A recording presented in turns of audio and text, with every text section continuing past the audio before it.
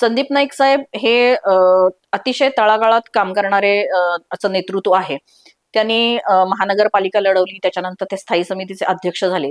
त्यांच्या स्थायी समितीच्या अध्यक्षपदाच्या काळात नवी मुंबईने खूप मोठ्या प्रमाणात प्रगती केली. तसंच ते ज्यावेळेला ऐरोलीचे आमदार झाले त्यावेळेला सुद्धा त्यांनी आमदार या नात्याने अतिशय प्रगतीपथावरती असं ऐरोली मतदारसंघाला नेलेलं आहे. आणि ते नेहमीच नुसतंच आमदार किंवा नगरसेवक असं नाही, पण नेहमीच ते कार्यरत असतात. त्यामध्ये कोविडचा काळ असो किंवा ग्रीन होपच्या माध्यमातून त्यांनी पर्यावरणासाठी केलेलं काम असो किंवा आरोग्य सेवेसाठी केलेलं काम असो, ते नेहमीच वाखाणण्याजोगं आहे. आत्मनिर्भर महिला होणं खरं तर समाजाच्या प्रगतीचं लक्षण आहे. हे ध्येय त्यांनी डोळ्यासमोर ठेवलेलं आहे. नुसतं सर्वांगीण विकास किंवा रस्ते आणि हे न करता प्रत्येक कुटुंबियाचं प्रगती होणं हे त्यांच्या दृष्टीने खूप महत्वाचं आहे. त्या दृष्टीने त्यांनी नेहमीच पावलं उचलली आहेत.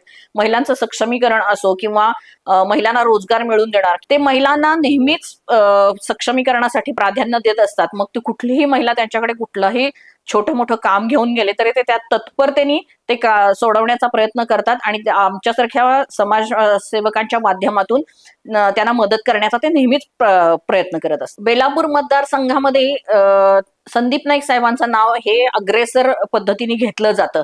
खरं तर असं नवी मुंबईला असं नेतृत्व मिळणं खरंच भाग्याची गोष्ट आहे. गणेश नाईक साहेबांनी या मतदारसंघाचं नेतृत्व केलेलं आहे. त्यांनी अतिशय योग्य पद्धतीने या मतदारसंघाचा विकास केलेला आहे आणि त्यांच्याच पावलावर पाऊल ठेवून संदीप नाईक सुद्धा त्याच्यामध्ये त्याचा विकास करतील असा मला विश्वास आहे.